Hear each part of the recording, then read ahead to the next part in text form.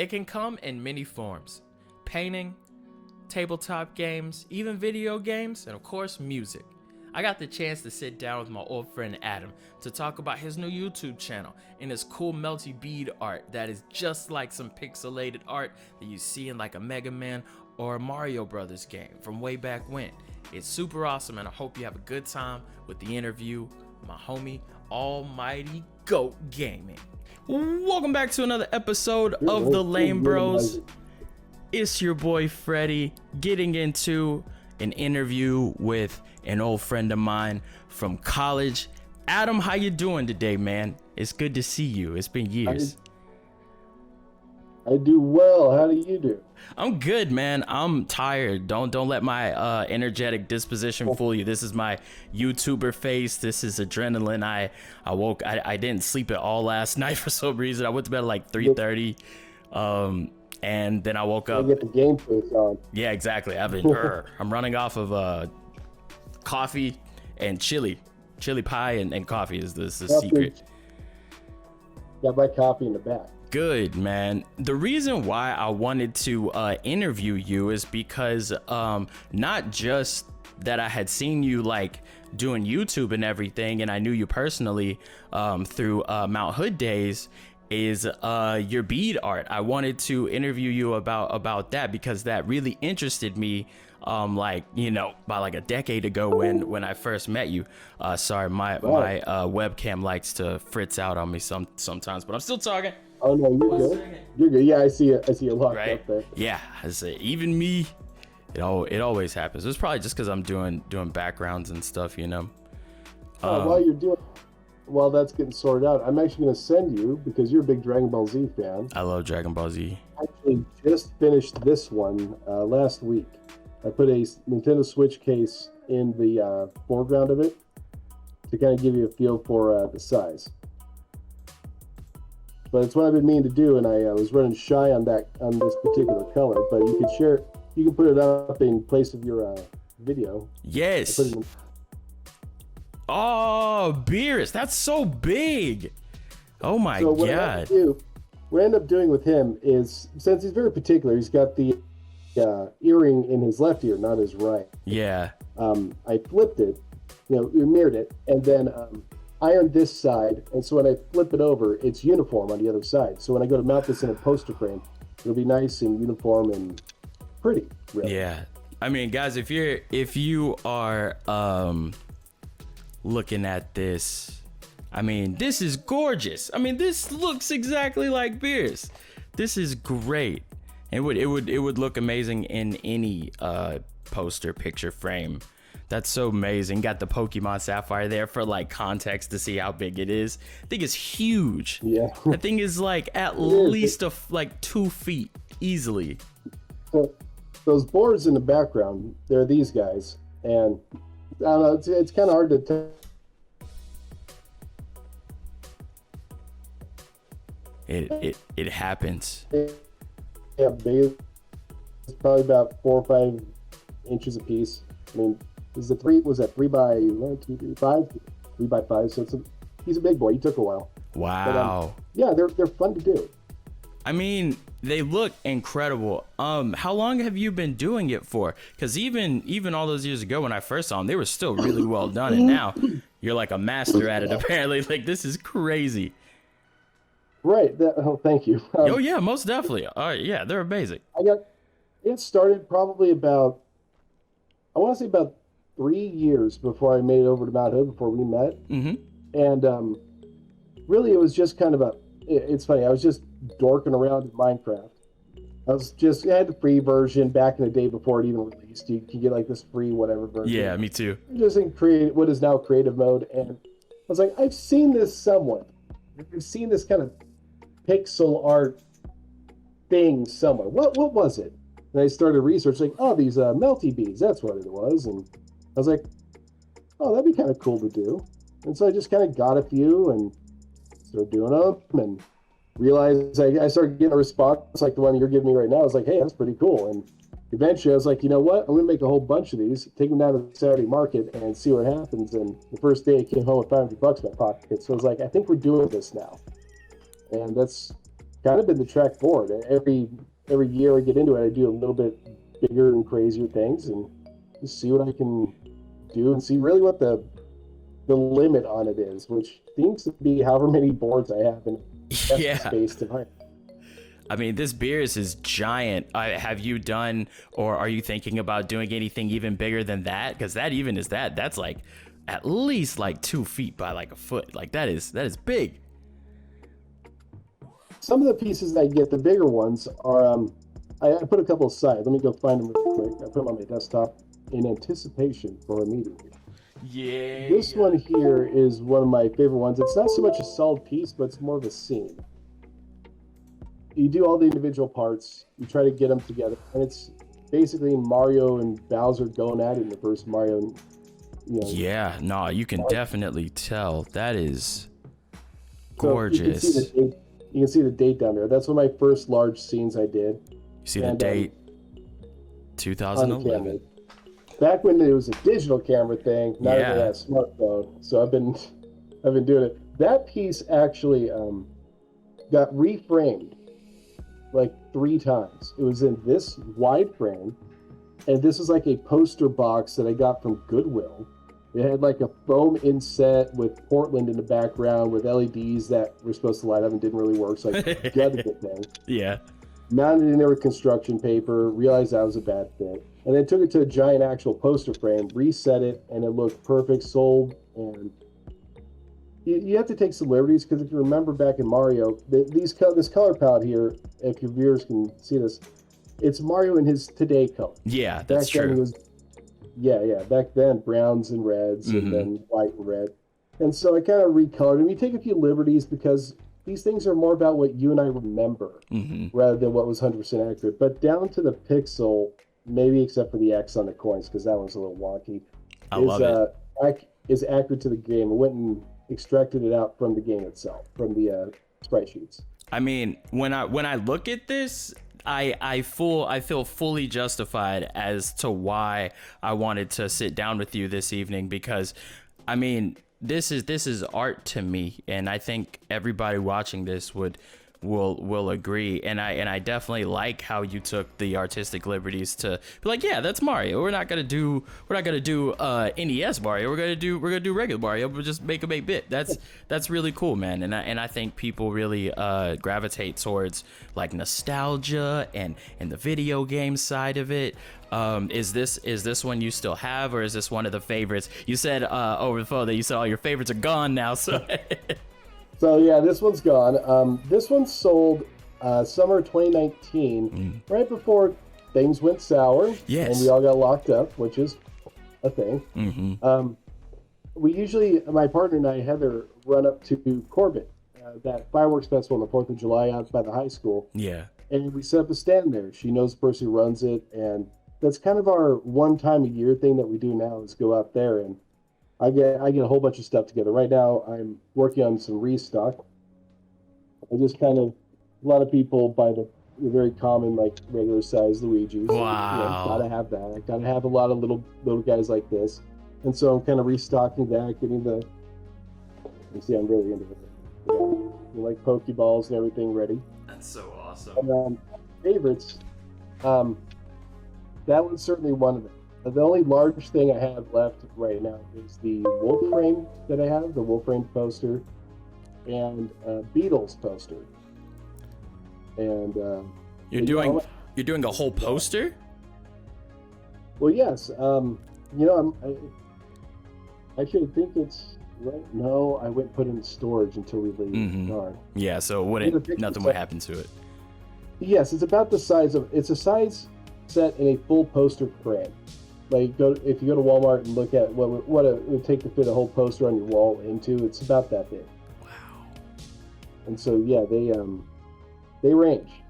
It's pretty much whatever wild hair I get up my backside. That's like, yeah, you know what, Beerus today, and then continue, And he's kind of like the old school Beerus when he was first introduced, so kind of like a beady eyed little villain. Yeah, so. Definitely, and I like that, because I prefer a much angrier Beerus.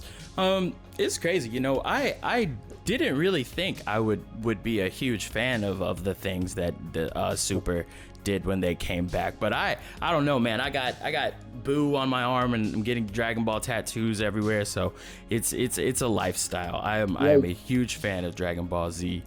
You've been way into it. What'd you say? Into it from day one. You've Yeah. been way into DVDs since day one. I was looking at what your album art covers, and there was one that I wanted to do, which, oh my lord, did I save it properly? I just had an update right before we got on here, so I might not have saved it. It was Shenron. Wow. Did I? You see, my problem is that I don't do the art like the pixels itself. With these, I don't sit down and go square for square often. Yeah. I'll find other pixelized versions of them. I'll translate them to the Perler color palette, and then kind of go from there. I got to figure it out from there. I got to angle them up. Beerus is a great example of that. Because where does black stop and dark purple start? Stuff like that. It doesn't seem like much, but there's been times where I've thrown something like this together and then looked at it and went, no. Something's wrong. And then come to find out, like at the tip of his nose, I've got one set off. One little bead is over here, over there, and then everything else is shifted.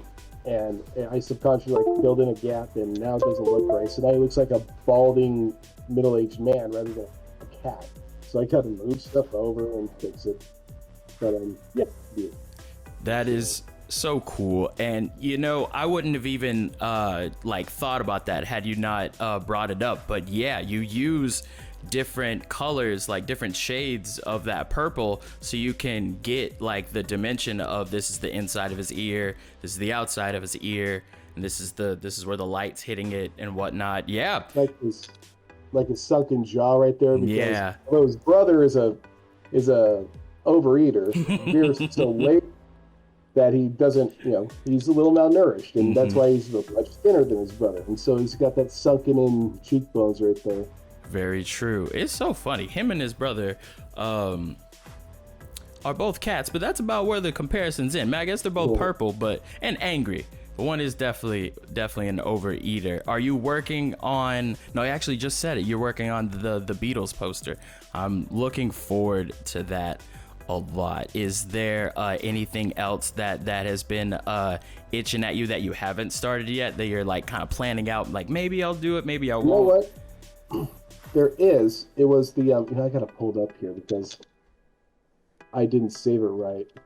There's a Shenron I've been wanting to do, but finding the right one. I have enough green. The other thing is getting these beads in sometimes can be a pain. Yeah.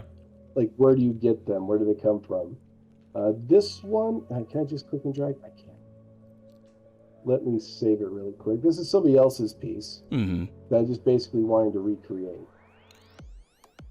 Put your spin and on it. Might be, yeah, and it might be from a SNES game. Here it is. Because these are or it could be their original creation, but it's been around for so long. I want to do this, which of course is oh my god. Take. It's not a bad take, but you put in comparison to Beerus, it's about the same size. There's more work here. Yeah. It's more detailed. There's a lot more going on. Beerus is a lot of flat colors, but shading. This is a lot of piecework. Yeah, I like it. I think I think when you go that big, I think doing like the simple styles like Beerus and then having those different shades kind of like accentuated more. With this, there's a lot more going on, so it's a little bit, I would say, harsher on the eyes, but I still freaking love it. I think your take will be a little bit more palatable. I think this one definitely leans into a lot of the pixel style, which is kind of what you get from this art style too, a lot too. So are you gonna make it even bigger? Is that what you plan on doing? Is go even bigger? There's another one that looks very true to the anime, but the problem with that is getting the files.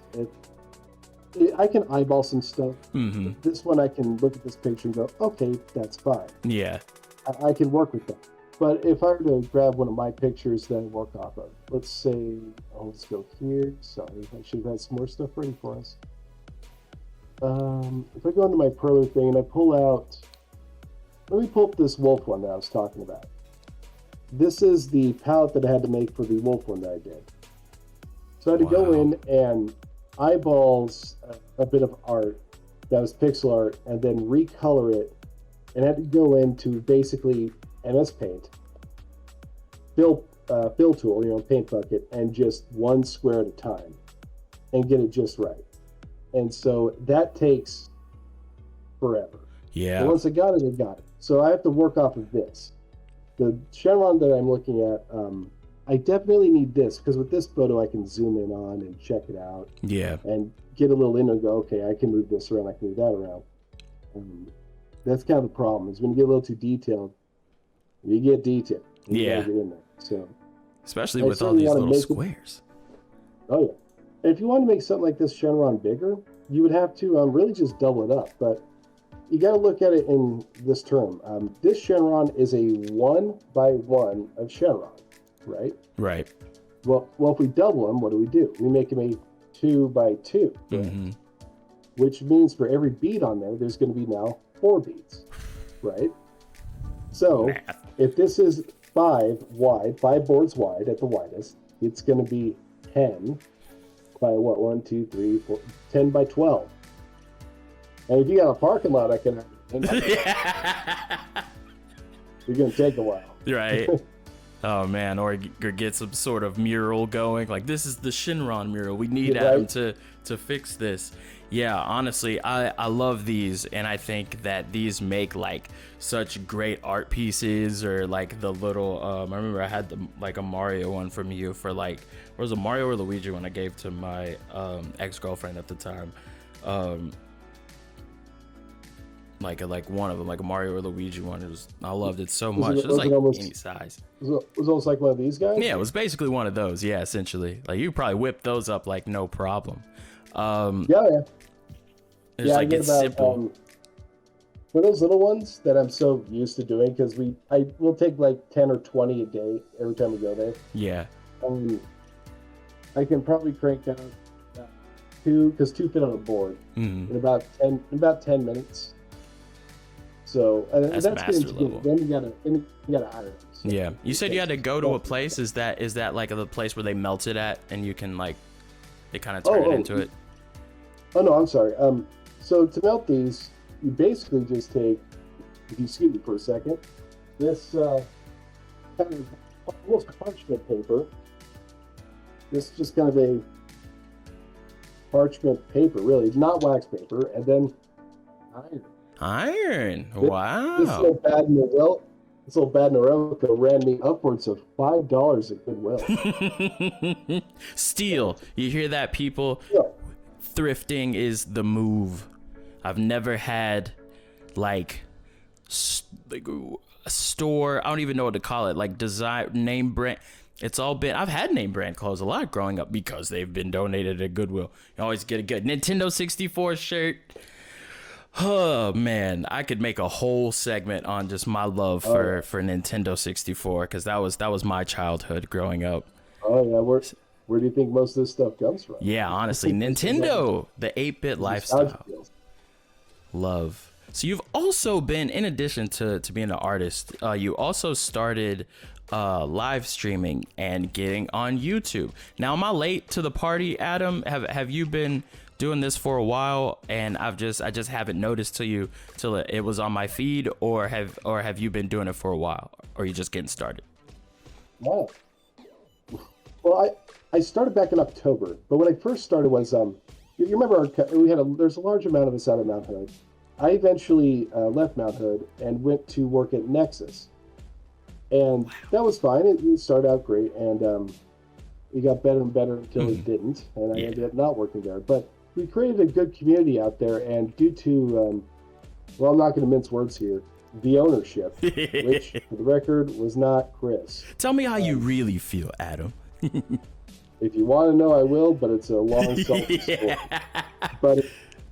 But basically, ownership decided to go in a different direction of selling the business, and they sold. But there's a really healthy community out there of good people and good players that I still wanted to see, and I ended up moving back down to my hometown here in Eugene, Oregon. Nice. Which It's fine. You can leave that in. I don't care if anybody hears where I live. That's fine. Yeah. Who doesn't love Eugene? Personal info. I don't know what gets left on the chopping room floor or not. Yeah, for sure. But so there's still a good community of people, and I decided that I'm going to make a Discord server and just kind of open it up for whoever wants to pop in. And pretty much everybody you can imagine from there has at least come around and said, oh, hey, we'll pop in from time to time. And then they do, and then they have their own server. And I was like, okay, cool. And so we just hang out, and other friends from other walks of life. I started streaming whenever I was playing something because Discord tells you, like, hey, look, so-and-so's doing a thing. And so I decided I kept getting asked to stream. I was like, you know what? I should probably get paid for this. Mm-hmm. And so I decided to start up my YouTube channel. Now, the problem is that this guy's broke. This guy's currently out an injury from work. Oof. And so... Those are the worst. I don't have a good... Yeah, I popped a pretty bad hernia about 2.5 years ago. Oh! And I don't know if you know this, but I have what doctors refer to as a little bit of a weight problem. So they don't like to repair those. When you're swinging a weight heavier than like half of a pound, they don't like to, operate on it. Yeah. Not really that big, but I'm just poking on myself. I understand. So I had to lose weight. So I decided to go in for lap band surgery, which lost some weight. But in doing this, I didn't have money to really get started. And so we got a good tax return. I bought a new rig. Not a great one, good. Solid build, put it together myself. And I was like, this will do it. I can do that. Now I can start, and that was in October of last year. I believe it was October 15th or 16th is when I went live on my channel, and I've been using free software to just get myself up and running ever since. OBS, OpenShot, or OneShot or OpenShot. I forget what the editor is. Some sort of shot. And, yeah, some sort of shot is the point. I have been there. It's been going good. Good. Almighty Goat. What are some of your favorite games that you have played on your channel? Well, that's a trick question. But there's there. It's like picking a child. Yeah, kind of. I mean, there's an obvious answer, but you just don't want to say it. Fair enough. Fair enough. Yeah, because then now they know. Then it's out there for everyone. You can't take it back. Yeah. So I had to get used to the idea of talking to nothing. You see, even you, right here, I'm looking at my camera and I'm looking at you on my screen. Yeah. You're a person. I do it like this. Yeah. I'm like, you hear it.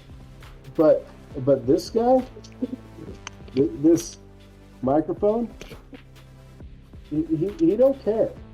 there ain't nobody here. Yeah. And so I had to get used to the idea of talking at the nothing. Mm-hmm. And so to do that, I decided, you know what? I'm going to play a game from front to back that I've never played before, be uncomfortable, figure it out on the way through, and bring you along for the ride. And so I decided to play a game called Blasphemous, which I had gotten for Christmas that year from a good friend of mine, John, who, if you ever hear me refer to Goat, he's the other goat. Huh? Two goats. There is two. It's where it comes from. I mean, I'm 38, and so when I was a kid, screen names weren't a thing, and so eventually became a thing. So when we were like, well, who are we going to be on this internet thing that's happening? Yeah. We just kind of came up with this thing for our childhood, and we're like, sure, we'll just use that, like Adam Sandler's talking goat thing, and then that was just it. And so here we are. But I decided to play this game called Blasphemous from front to back, and it grew on me, but it really helped. If I can give any advice to any content creators out there, is to do what this guy's been doing, and what I did, is to just do it. Just do it. Be uncomfortable. Get sweaty and gross and weird so that you can get it out and just get into it. I finished Blasphemous. I finished a live playthrough of Elden Ring. Wow. These have all been very good exercises in content creation. I've done some editing on a couple videos, and I suppose if I had to pick one that's always going to be fraught for content creation, like never get old. The one that would be on my channel right now would probably be Sea of Thieves. Sea of Thieves, fun. I love the environment and like the textures and how just it looks and feels. Sea of Thieves, great game. It is. It's so cartoony looking, but it's Yeah. also very, like, I've never seen better water physics in a game on the constant. Yeah. And you can do PvP, PvE, all that stuff. In fact, that's what I'm live streaming tonight. Since I finished Elden Ring on Monday, I had nothing geared up for Wednesday or for Fridays.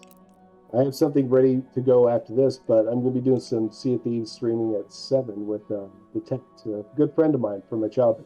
He started Very a channel too, cool. and we've been very supportive of each other. That's amazing. Is you say John is also streaming now too?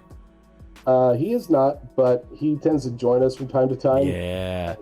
He's always in the comments, his goat rage or something like that. Those are the best. Like, yeah.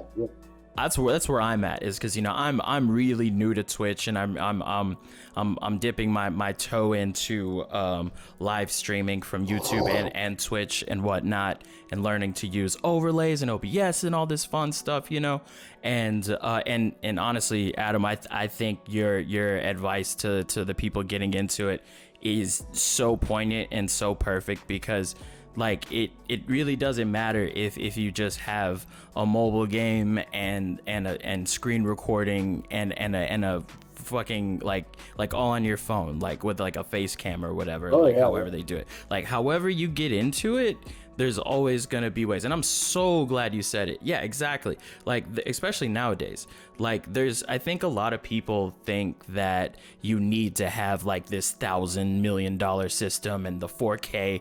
Like my webcam has gone out like 5 times during this interview. Like we work with what we have. We work with what we have, and we make the best of it. And I think that having goats in chat is like I like that. You gotta call your fans goats now, like little baby goats or like kids, like the kids. That's actually what I call my children. I call them my kids. Your kids. It fits. I mean, it makes sense. Am I right? It's like people don't get it. People get it, but people don't get it. But like, yeah, I think that's such good advice. And the people in your chat that are supporting you, that are your friends, like I think I was streaming, this was months ago, I was streaming just Elder Scrolls Online in like the middle of like the afternoon, just on a weekend, just completely random, like nobody like in the chat or whatever. And then all of a sudden a friend who I hadn't talked to since like damn near like 10 years ago, just popped in the chat like, hey, I see you're on Twitch, good job, and I think having those friends and the people in chat is like what keeps you going, and it's been really fun for me to see that too. What has been your main outlet? Has it been streaming on YouTube more, Twitch? Do you do that at the same time? So I've been trying to get into Twitch. It's a little more difficult, at least for me. It is. Mm-hmm. I can't afford to live stream this often, and so I tend to leave myself open to do more editing. So I've gravitated more towards YouTube. Mm-hmm. Me too. The only advice I can give to anybody trying to decide between the platforms is you can try to juggle both, but gravitate towards one for learning. It could be overwhelming because the metrics are a little weird. Yeah. The metrics for Twitch which is, and here's the dream, monetization. That is the dream. He's right. Let's let it hang in the air for a second. Okay. So for Twitch, it's average number of viewers, engagement, things like that. For YouTube, it's about your viewed hours and subscribers in a 365 rolling day period. So if you find yourself streaming more often, Twitch is the place to go, because those hours on YouTube don't count. If you watch me in Elden Ring for 50 hours while I'm live, none of it counts towards my monetization, because it's not something that can actually be monetized on YouTube yet. They only count what can be monetized. But if you go back and watch my recordings on there right now, I have like 16 episodes of it at 3 hours apiece. Good luck. is if you watch those count. So if you find yourself with like a big live audience and you had a good time of day and it's working well for you, go gravitate towards Twitch. It's going to work better. Take those VODs after the fact and throw them on YouTube and try that out. I agree. If you find yourself more in an editor's chair, where I've done some music video stuff, like as a thing with like the Doom song and Mario 2 sound, it's you find yourself like really enjoying that process, you're going to want to gravitate towards YouTube. The biggest thing I could say though is no matter what you do, put yourself out there. Don't make yourself a nuisance, but put yourself out there where you're welcome. Find Facebook groups, find Discord channels. I've actually just recently, on my last video from Wednesday, had the most success with a video that I've actually seen. I'm doing a series, if you don't mind me talking about it. What's that? What'd you say? You're doing a series? Yeah, you don't mind if I talk about that for a quick No. The floor is yours, Adam. I'm sorry. I was just listening to you. The pause. I was like, wait, no, don't pass it back to me. You keep talking. Did he say? No. I just to be honest, if to be 100% honest, I'm in the exact same boat. I am really just to be honest, enamored by other people's drive when it comes to this, because there's just a lot of people that say they want to get involved in stuff like this and then never either get up the confidence or just the time really, to do it. So just listening to your process is just really cathartic for me, honestly. Okay. So yeah, then I'll go on with my experiences and what's really helped me. Yeah. With this series, Magic is kind of, I don't want to say it's niche, whatever the word is. Niche. But it's less than streamlined. If it's not Nintendo or Call of Duty, it ain't streamlined. So it's less than streamlined. Fair. And I was told I'm gonna see less of a return on that. And I'm thinking I got an audience. There's a lot of people playing this game. It's bigger than ever. And it's my passion. I mean, I'm gonna do this. And I'm looking over at my mountain of cards, and there's a lot. Probably like about 120 to 180,000 cards. It's amazing. I enjoy it. Yeah. I don't know everything, but I enjoy the game. Yeah. So I decided to do this this little video thing once a week called 3 magic tricks to teach your deck. I decided to go into those things that I like to do that are silly, goofy, and dumb, or something that someone would have never thought of. Not this like power level game nonsense. Everybody knows about a card called Doubling Season. I'm not gonna bring it up. We don't need to talk about. You already know about. Everybody knows. We need to talk about what you don't know about. And so I decided that was going to be 3 magic tricks. Get the pun on magic. 3 magic tricks to teach your deck, and then I've been doing it as per color combinations, like red, green, and so on. Wow. And I've had the most success. Sorry, phone's ringing, so I throw it off the desk so it doesn't hum. I've had the most. The bed's right here. That's why the camera's nearby. I've had the most success by finding proper places to put it. So I got my buddy's Discord, like I talked about, a couple, got my own. People who wanted to watch it though from those groups already kind of tuned in. Yeah. I've got a local game store called Mox Valley here in Springfield, Oregon. Great place. But I hit up a subreddit that welcomes this kind of content and just put it on there. And I got some feedback and even a notification that I kind of missed a bit of detail, which was actually very nice. It was nice to know that I can misread something. And it doesn't sound like much, but the most amount of views I've gotten on a video to date was like 96 or something on like my first video I ever posted. And this one hit, check it. I think we're at 24 hours now. Full day. To kind of live up on that. And I got to make sure not to click on myself or that counts as view. 179 views. Woo! 179. That's a whole fan base. It does not feel like much, when you look at like Markiplier getting 8 million in 10 seconds. No, Look, he's I love it. Markiplier. Yeah, exactly. Yeah. I love every single view, you know. I did a random video, and it's really cool that you have multiple like different things that you can bring to the channel too, like more than just video games. You have the tabletop game. I would argue probably the most recognized and beloved. I would go as far as to say that maybe when we were in college it was more niche, but I would say over the last decade, a lot of the shit that I thought that wasn't as popular, at least when I was a kid, like when I was in school, like anime, for instance, or even video game, yeah, it just exploded. Magic the Gathering too. Dude, I saw a fucking Post Malone Magic the Gathering commercial the other day. Like, what? Yeah, like it's insane. Yeah. But what I was saying is that having Magic in there too, it's like you have multiple like fan bases that it's gonna grow from, and I think that's special. Thank you. It certainly helps. It helps to diversify your brand, and you know, do what makes you happy. Don't do what you think people want to see. Yeah. If this new game, Elden Ring, comes out, and you like Dark Souls games, and you've logged a couple hundred hours, couple thousand hours in other ones, and you think you're gonna like Elden Ring, just a little arrow. This little, you know, stream it, go for it. If it's something you're not gonna enjoy, but you're like, oh, everyone's doing it, screw it. Yeah. Do something else. You know, do what makes you happy, and that will come through. Yeah. You. That'll show up on the screen. I completely agree. You know, what I was gonna say was, before that random ass Post Malone commercial hit me in the head, was it's just like, what? Magic? Post Malone? Anyway, good for him though.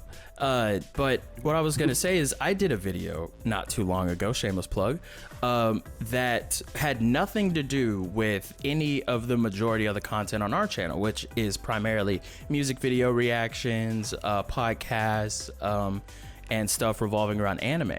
I was like, it would be really fun to make a video where people will see a young person being interested in voting, and like regardless of like your political beliefs or like your like thoughts on like who's running or whatever, I just thought it would be really cool for people to see like me break down like the people and like their jobs and their background, and then just like leave it up to them to who they wanted to vote for.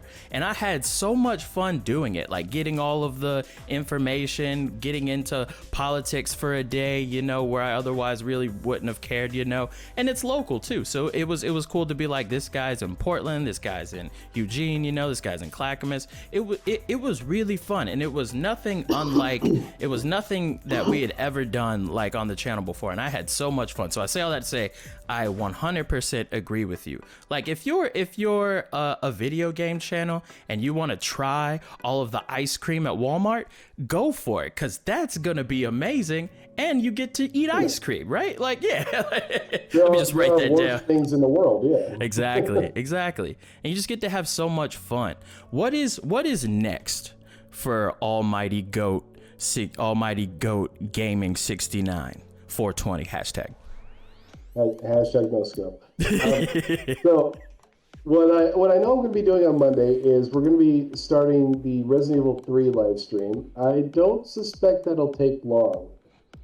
It's a remake, of course, of an old game. I'll be doing that. I'm probably going to end up in some other games. I'm going to keep continuing my Magic the Gathering video series. Yes, please do. Once I run out of color combinations outside of I'll probably stop. I won't do the monocolor stuff. I feel like a lot of that'll be covered in the dual color things. And I've already done no color. I think 5 color I'm probably going to skip as well, because that means what cards in Magic are good, which I feel will be covered again in the other stuff. I'll probably start a suggestion from a friend of mine, which was to do the different tribes, like elves, goblins, things like that. Yeah. And kind of lean into those and feel that out. I might, after Resident Evil 3, there's a couple games I want to try out. But what a big project that might be coming up is I've been meaning to get a tabletop game off the ground. It's D&D 5th edition. If you guys are familiar with that, hashtag tabletop. Hashtag tabletop. And it's based around Ravnica, which is a realm in Magic the Gathering. And effectively, I wanted to start off with my friends locally here. I've gotten their permission to go ahead and record our sessions when we do them. Fine. And I don't know if I'll live it because you know sometimes people say things that ought not to go live. So we might just record that and make sure things don't come out like, hey, so and so, want to pick me up at my address, phone number, social security number? Yeah. No. You know, we're going to avoid that. But that'll probably be coming down the pipe here in the next 3 months. Next 3 months or so. I just got a few writing things to do. It's going to involve the Shadow Gang brothers, which is one of my favorite commanders and one of my favorite decks to play. Yes. And it's taking place after the events of War of the Spark. If you're not familiar with the storyline, that's basically where Nicol Bolas, the big baddie, got done screwed. So, good. You know, it's going to... Yeah, well, effectively what happened is he was trying to reascend to godhood. Basically, planeswalkers back in the world of Magic, and I'm like really paraphrasing here. There's a large story. If you and your viewers or listeners, a little bit of both. Yeah, I would say we have some listeners for the WhoCast, like, because some people I would imagine probably don't stare at our faces the whole time. We're like, TARDIS, screwdriver. Screwdriver. I know screwdrivers. A screwdriver. So, in the world of Magic the Gathering, there's a huge story that's it's a rolling narrative. Effectively, there was this event called the Mending, which took all the planeswalkers from nigh godhood to pretty cool. I mean, pretty cool. And Nicol Bolas is a character, a dragon, who's like just not having any of that, and he wants to reascend. And effectively, his brother Ugin was like, nah. That's about it. That's it. I'm way oversimplifying it, but those are the best though.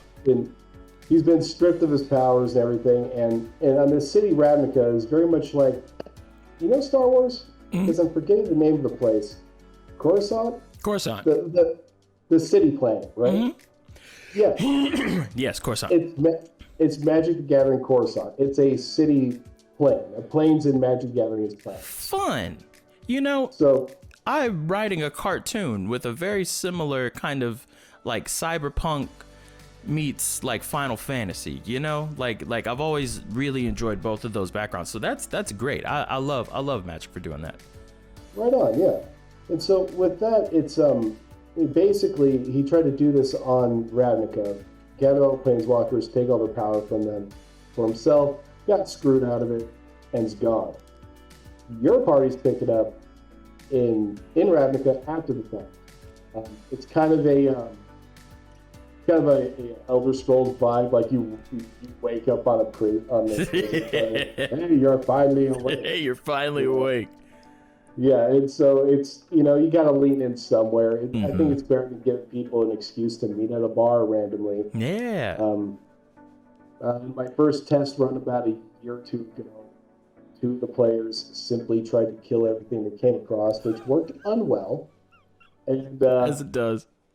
It gave me a better feel for my characters and my players. I know what I have to hand them. Some people like the more cerebral. Some people like the combat. Yeah. And so as long as I give them enough combat, I think I can do this over here too. Yeah. But I'll be live streaming that. I'm not sure how. I'm going to use Fantasy Grounds. I forget the other one that's in the browser. But that one's free. There's a couple other things I might use to do that, but that's certainly going to be one of the things that we need to. Yeah, definitely. And I live stream all the time because we play Smash Bros. Like pretty regularly on Twitch. Is that on your Twitch? Yeah. And you can honestly, I'm pretty I haven't done it yet, but I'm pretty convinced you can do both at the same time. I watch G4 now that it's back a lot. Sure. on Twitch and stuff, and because I'm also getting more into becoming a real gamer, so real gamer, one day. But I watch G4 a lot. Yeah. But I and I know that they do both, like YouTube and and Twitch at the same time. So, it's just like cameras and setting it all up in the right places. But I want to wrap up by saying a little fun fact that you may not know, and it's just a little fun fact that I always thought was nice. I had no friends when I originally started going to Mount Hood. I was in just a really toxic relationship. I was like 18, this is well over a decade ago.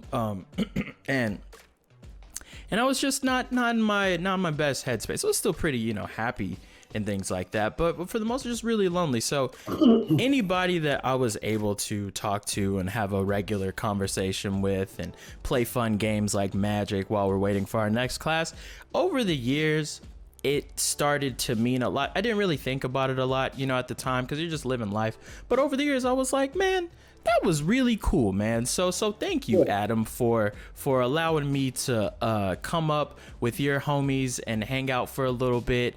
And, I met some of my closest friends at Mount Hood.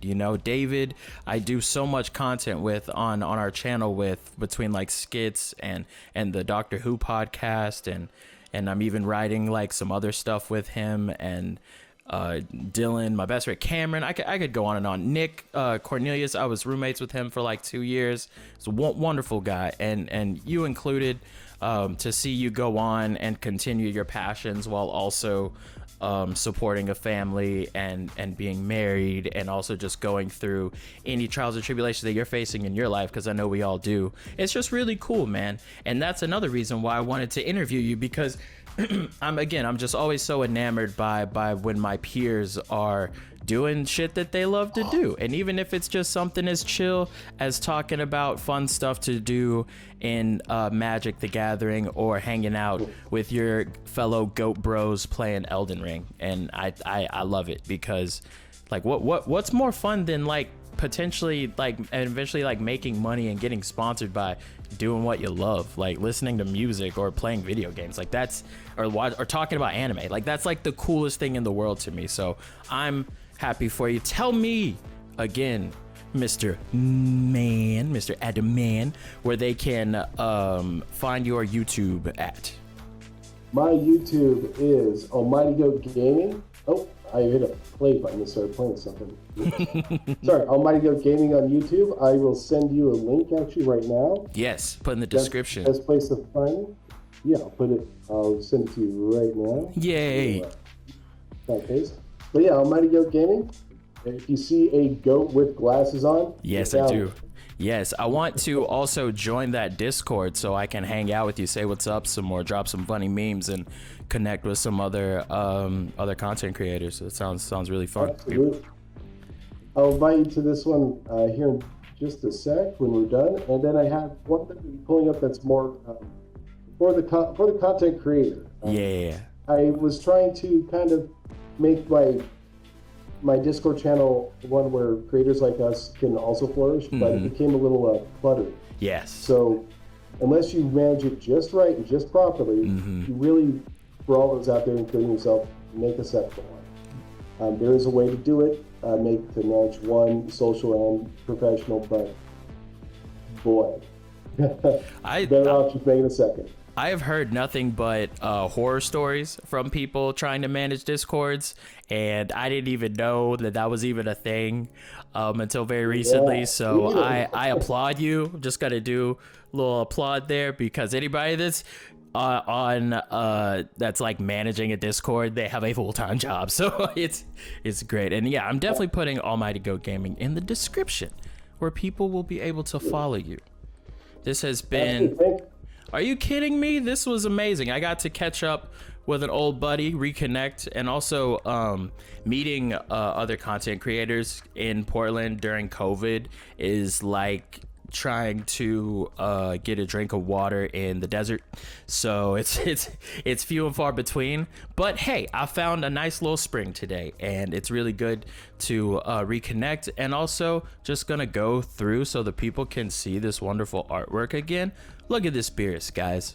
Look at this Beerus. Look at this Mario, guys. Adam is talented. If you are not already subscribed to Almighty Goat Gaming and you're still watching this video, I don't even want you to subscribe to my channel anymore. Get out of here. Go subscribe. Go show Adam some love. What are you doing? Future super gamer extraordinaire. Maximum overgamer. Exactly. Super ultra mega gamer 2. I actually have something that I made for you. I need to get your shipping address or PO box or something here after we wrap up. Yeah, most definitely. What? You have something for me? What? Oh my God! I would make you find them, but I don't feel that'd be fair since I'm about fair. 2 hours south of you. Yeah, I'm in Eugene. Like, this Dragon Radar doesn't even really work. It works in spirit. Oh my God, are you kidding me? Welcome to the herd. I feel a part of the herd. Oh my God, look, man. Ugh. There it is.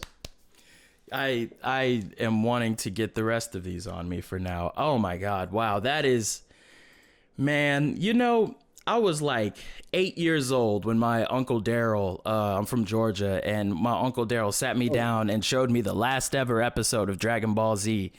And ever since then, I was hooked. This is the best thing in the world. So this to me isn't just like, hey, you like Naruto? Have a little headband. This is really special to me, man. I'm putting this on my mantle above my fireplace when I get this, man.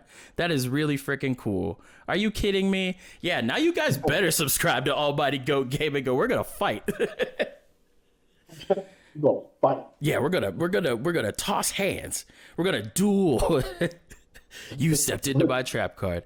Adam, any closing words for the people today before we get out of here? Other than if you're looking to do something you love, you're looking to do the right thing. Damn. I was honestly I wasn't expecting anything. I try not to expect anything out of anything, really. So you're always surprised. But that was an amazing interview, and I really appreciate you taking time out of your day to hang out with me, man. And I hope you have a good rest of your day. Let me stop this. Guys, make sure you like and share and subscribe.